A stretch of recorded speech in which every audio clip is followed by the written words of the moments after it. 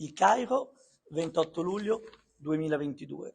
Siamo ospiti di Sua Maestà, la Shabanu dell'Iran, Farah Pahlavi.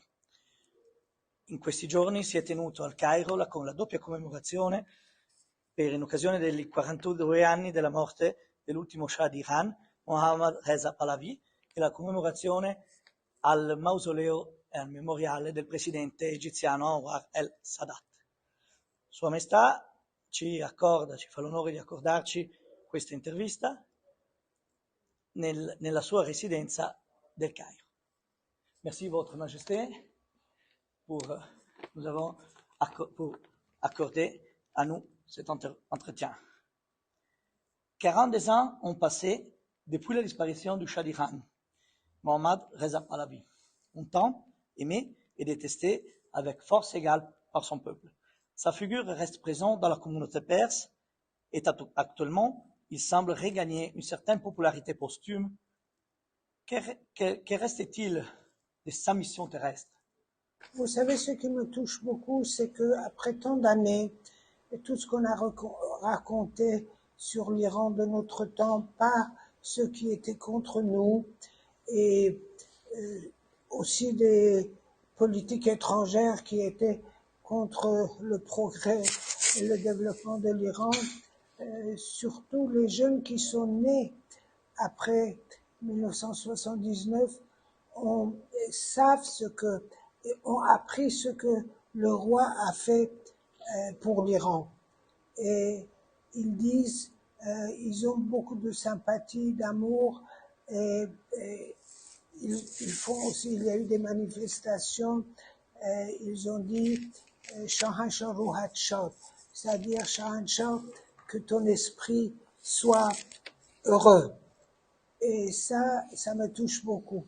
Au début de votre question, vous avez dit aimer, détester, mais il était très aimé, mais disons ceux qui étaient contre lui, c'était des groupes de politiques, d'opinions politiques différentes.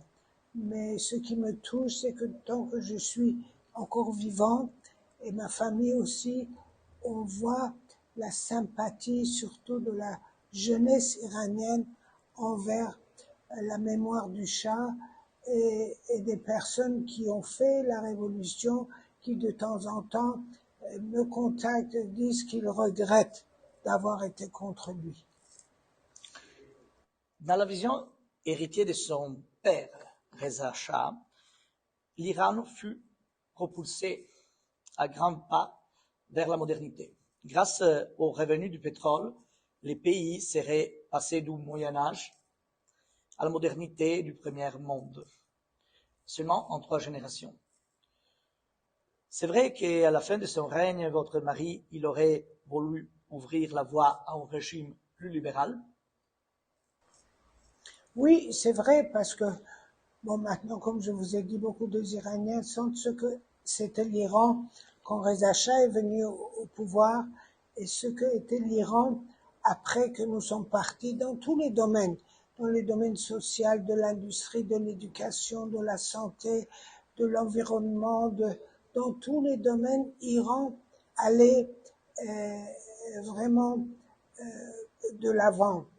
Et maintenant, de plus en plus, les Iraniens le sentent. Et ce que le roi voulait aussi, c'est ouvrir un peu plus la politique en Iran, parce qu'il aurait fallu du temps pour que les gens soient éduqués, soient au courant de tout. Il avait le projet de laisser le pouvoir à son fils oui, bien sûr, dans les années 80.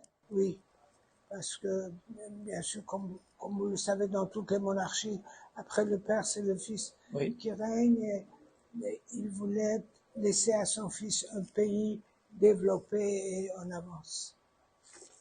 Merci. Les inoubliables célébrations du bimillénaire de Persépolis et l'anniversaire de 2050 années de la monarchie perse, ils ont aussi attiré forte critique.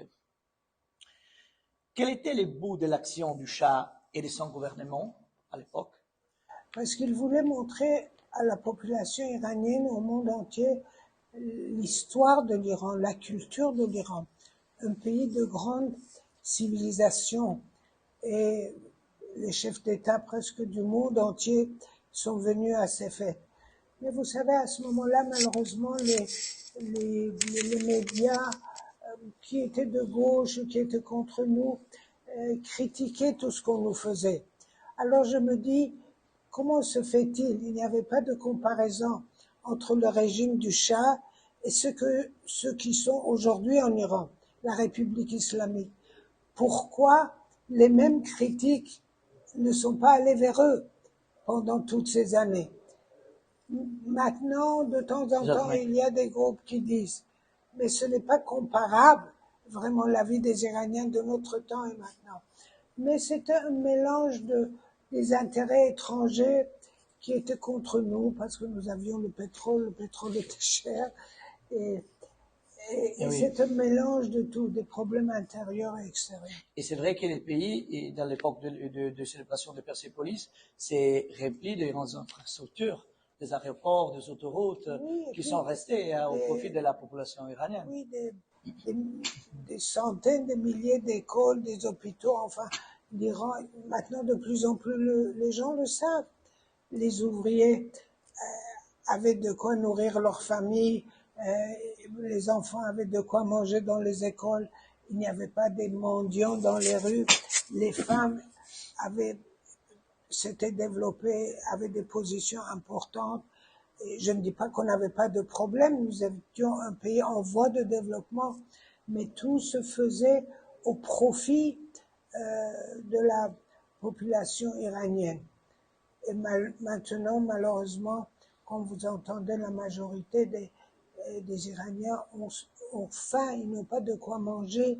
Les femmes, surtout, sont tellement malmenées. Et puis, il y a des manifestations des ouvriers, des professeurs d'école, et on envoie les enfants mendier dans les rues. Et il y a des parents qui vendent leurs enfants à cause de la pauvreté, alors que l'Iran est un pays si riche, bien sûr, il y a la pression étrangère qui a enfin arrêté beaucoup de choses en Iran, mais comme je vous dis, de plus en plus, les gens réalisent ce que s'était fait au temps des Pahlavis et ce qui s'est fait pendant ce régime. De nombreuses Iraniennes du monde entier viennent à rendre hommage ici au Caire à la tombe du Shah. Quel est l'intérêt dans la mosquée Al-Rifaï? Il y a une expression en farsi qui dit « Dans les territoires du roi, les rois ne meurent jamais ». L'histoire est riche de némésis. Signe un changement possible? En Iran? Oui. Oui, je garde toujours l'espoir.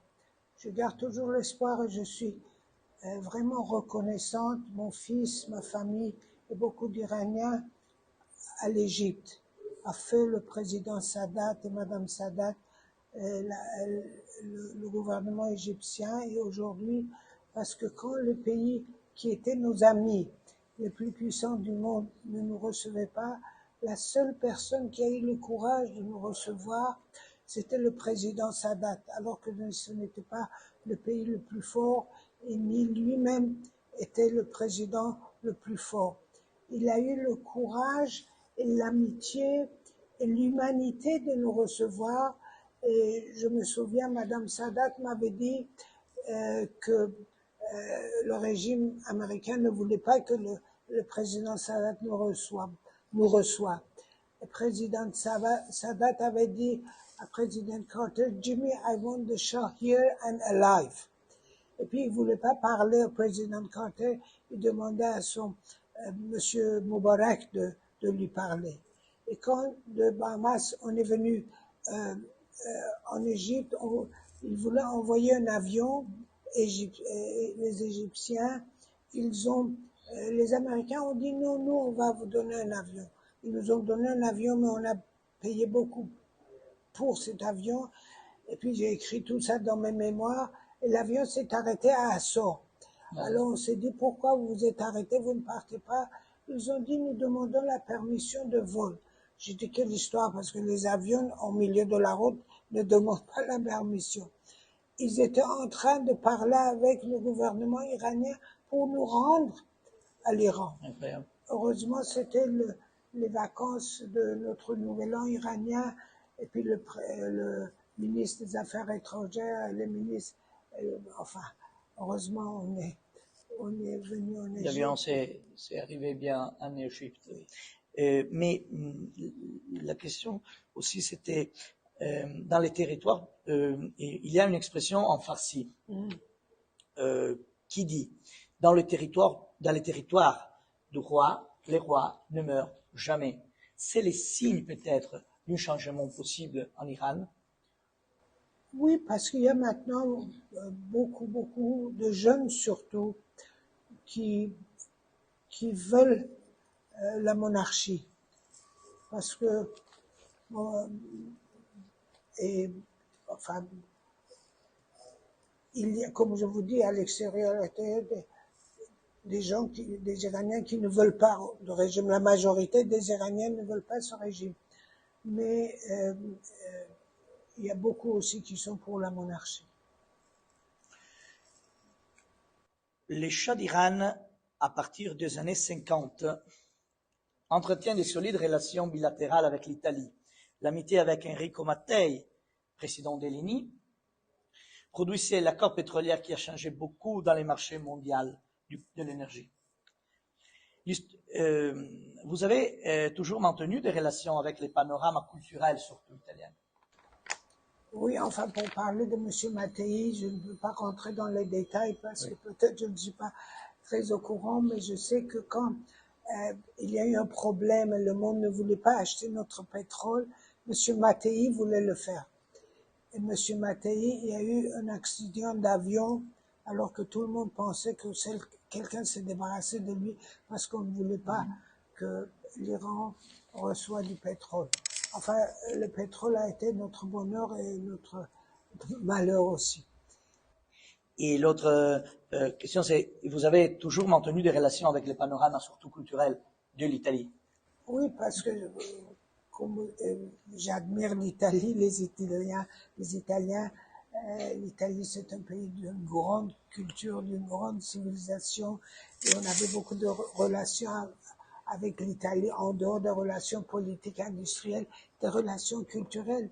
Il y avait beaucoup de professeurs italiens qui étaient venus en Iran pour réparer les monuments anciens, pour restaurer les monuments anciens, et il y a des iranologues italiens qui parlent le persan mieux que moi.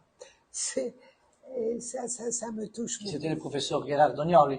Peut-être, je ne me souviens pas. Merci. Et comment vous sentez quand vous revenez ici, dans la capitale égyptienne? Et quand je reviens ici, vraiment, je me souviens comme ma seconde patrie. Je suis toujours, comme je vous l'ai dit, ma famille, mes enfants, beaucoup d'Iraniens reconnaissants au président El-Sisi, maintenant au peuple égyptien de nous recevoir avec tellement d'amitié et de gentillesse. Et puis, quand le président Sadat nous a reçus il y a si longtemps, et les journalistes étrangers sont venus en Égypte pour voir si la population a des réactions négatives.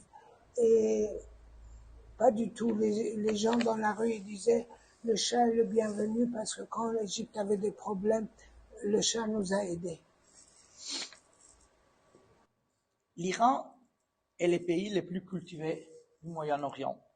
Il est notoire votre engagement à l'époque de la monarchie pour la création du plus grand musée de l'art contemporain réalisé dans un pays musulman. Quel espoir il y a un jour de rouvrir au public cette énorme collection? Vous savez, je suis ravi qu'on a eu l'occasion de faire. L'histoire du musée, c'est qu'on a fait ce musée pour l'art iranien. Et quand on a eu, je me suis dit, le monde entier a tellement d'œuvres iraniennes, pourquoi nous n'avons pas d'œuvres des autres pays? Bien sûr, on ne pouvait pas se permettre d'acheter des œuvres anciennes. Alors, j'ai pensé à des œuvres contemporain. Et dans le début, années 70, les prix des œuvres contemporaines n'étaient pas aussi élevés qu'ils sont maintenant. Et on a acheté ces tableaux. Le musée est devenu avec des œuvres iraniennes et des œuvres étrangères. Et bien sûr, c'est ouvert au début, moi j'avais peur qu'ils les vendent ou qu'ils les détruisent. Bien sûr, certaines œuvres, je comprends, qui ne sont pas islamiques, sont dans les sous-sols, mais ne sont pas déchirées. Il y a un seul tableau qu'ils ont échangé, bien sûr avec corruption. J'ai fait beaucoup d'interviews dessus, mais tout le reste est exposé et les gens vont le voir. Et je n'oublierai jamais que quand ils ont exposé, ont ouvert au public, une jeune peintre iranienne m'a envoyé un email de l'Iran en disant « J'ai eu des larmes aux yeux quand je me suis trouvé devant un tableau de Rothko ». Et ça m'a beaucoup touché. Bien sûr, comme vous savez, j'étais toujours très intéressée, venant d'un pays de grande culture, à l'art, à la culture. Et on avait l'occasion, les moyens de faire plusieurs tapis, le grand musée du tapis, et puis le musée Negorestan, qui était des œuvres de la dynastie Qajar, que malheureusement, ces gens-là ont mis les gardiens de la Révolution dans le musée. Dieu sait où ils ont mis les tableaux. Et puis il y avait le théâtre de la ville, et puis le festival de Shiraz, qui était extraordinaire. C'était des œuvres, disons, culturelles, musique traditionnelle de l'Est et de l'Ouest, et aussi une partie très avant-garde. Et on avait créé cette fondation qui s'appelait Fondation de la, comment dirais-je, Dialogue des civilisations. Quels étaient les projets qui vous le plus enthousiasmaient? Le festival de Shiraz était cinéma. De Shiraz. De Shiraz. Shiraz, c'était très intéressant parce que des grands artistes du monde entier venaient, aussi bien avant-garde que traditionnels.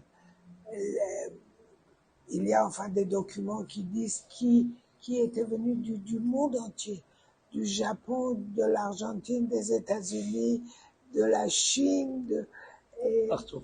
Et c'était extraordinaire ce festival. Dans votre vie, Majesté, vous avez vécu grande splendeur et immense tristesse. Où vous trouvez la force spirituelle pour résister aux coups du destin? Avant de répondre à cette question, je voulais retourner dans ce que vous m'avez demandé dans mes activités. S'il vous plaît. Vous savez, le musée d'art contemporain, il y a eu un livre magnifique qui a été fait sur les œuvres. On parle plutôt de ce musée que d'autres, mais j'étais active dans beaucoup d'autres domaines importants, des domaines sociaux pour les femmes, pour les malades, pour les cancéreux, pour les lépreux, tout ça, mais c'est le côté culturel et plus parlé. Et comme je dis, enfin, il y a non seulement avec l'aide de mes compatriotes, femmes et hommes, tout le monde était actif, même les femmes qui avaient des positions importantes, et les femmes qui n'avaient pas de position politique voulaient faire quelque chose, elles étaient dans des œuvres sociales. Pour venir à votre question, vraiment, le malheur de la perte de Leila, ma fille, et de Ali Reza, mon fils, c'est une tristesse qui est terrible, mais j'ai voulu garder quand même, disons, être là pour mon fils, pour ma fille, pour mes petites filles, pour tous mes compatriotes qui ont perdu leurs enfants avec ce régime en Iran et à l'extérieur. Et enfin, j'essaie de rester positif, de remercier le ciel pour tout ce que j'ai de positif et de ne pas être négatif dans ma vie. Aujourd'hui, au Caire, on commémore aussi l'ancien président de la République arabe d'Égypte, Anwar el-Sadat, l'un des seuls chefs d'État qui a donné asile aux chats. On a parlé juste avant. et sa famille à la suite, et à votre famille, à la suite de la révolution en Iran. Ce geste de l'amitié et des reconnaissances typiques de la culture islamique, dans la culture islamique, a été l'une des causes de son attentat par les fondamentalistes. Non, je ne pense pas. Ce n'est pas parce qu'il nous a reçus. C'est autre chose. Les fondamentalistes avaient leurs problèmes et leurs problèmes. Ça n'avait pas de rapport avec... C'est quelque chose d'interne Oui, dans la politique égyptienne. En 1978-79, donc dans les années de troubles en Iran, les mots d'ordre des révolutionnaires étaient enregistrés sur des cassettes audio. Aujourd'hui, la contestation au régime des ayatollahs voyageait sur les réseaux sociaux. Que pensez-vous des médias sociaux et comment communiquez-vous à travers eux? Mais ça, c'est très important parce que, justement, à cause de ces réseaux sociaux, les jeunes Iraniens sont au courant de beaucoup de choses. Bien sûr, je suis en contact avec mes compatriotes de temps en temps. Si je dois faire des messages à des occasions différentes, des messages écrits ou des messages par voix que j'enregistre. Et aussi, de temps en temps, ils veulent que je les appelle mes compatriotes. Et ça me touche beaucoup, ça me donne de la joie et ça les donne de la joie aussi quand je parle à un jeune qui est né après la révolution islamique ou une femme. Et ceci, ça me donne vraiment beaucoup de courage. Il y a une comparaison par hasard avec l'époque de la Révolution, quand les mots d'ordre des révolutionnaires venaient enregistrer sur les audiocassettes, et maintenant, aujourd'hui, les mots de la proteste voyagent sur les réseaux sociaux. Il y a un petit peu en comparaison. Oui, oui. Il y a toujours la technologie dans la vie des Iraniens, Exact. on peut dire. Exactement. Votre fille, le Chapeau Reza, c'est le prince héritier, est reconnu par la plupart de la diaspora perse comme le leader de l'opposition au régime des ayatollahs de Téhéran. Selon certains observateurs internationaux indépendants, pourrait être la personne capable d'apporter les libertés civiles en Iran et de préserver l'intégrité du territoire national. Ce que mon fils Reza a dit toutes ces années, c'est que il croit à l'intégrité territoriale de l'Iran, à la liberté politique, à la liberté des femmes, et puis à la séparation de la religion et de l'État. Et c'est aux Iraniens de choisir, de décider le régime qu'ils veulent pour le futur. Vous gardez, Majesté, unie votre famille qui vit dans l'exil entre l'Amérique et l'Europe. Vos nièces Nour, Iman, Farah et la petite Iriana sont de jeunes filles contemporaines. Vous racontez-leur l'histoire de votre pays et l'histoire humaine et politique de votre mari? Je leur ai, enfin, la dernière, elle est toute petite encore, mais aux autres, j'en ai parlé, mais je devrais parler plus. Parce que, bon, ils ont lu mon livre et le livre de leur grand-père, mais je suis vraiment tellement occupée par tellement de choses. Je devrais faire davantage. Au cours de ces semaines, en Iran, de nouvelles manifestations ont éclaté pour la condition de la femme et notamment contre l'obligation de porter l'hijab. Les Pahlavis ont été les protagonistes du début de l'émancipation féminine en Iran.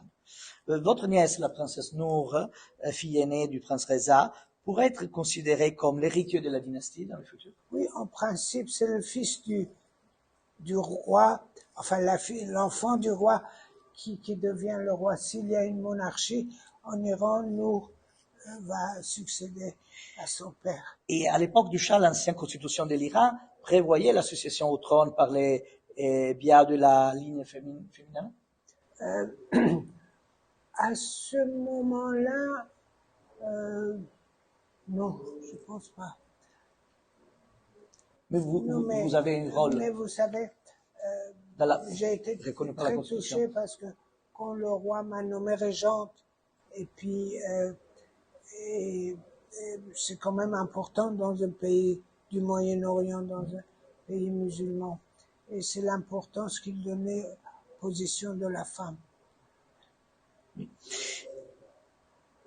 Merci. On a terminé notre entretien. La dernière question que je voudrais vous poser, Majesté, c'est la grande majorité de la population de l'Iran a moins de 30 ans. Une génération qui n'a pas connu ni l'époque du Shah, ni les années de l'Ayatollah Khomeini, mais qui traverse l'époque actuelle des crises dans leur République islamique. Quel genre d'avenir vous imaginez pour les jeunes de votre pays? Moi, je veux toujours rester positif et je suis sûr que l'Iran, comme je le dis toujours, la lumière vaincra les ténèbres et l'Iran renaîtra de ses cendres. Vous êtes prêt à rentrer en Iran dans quel J'espère. moment? Le plus important pour moi, c'est la liberté de l'Iran et vraiment la liberté des Iraniens. Et un jour, bien sûr, si j'ai la joie de pouvoir retourner dans mon pays, ce serait une grande joie pour moi. Merci, Majesté. Je vous en prie.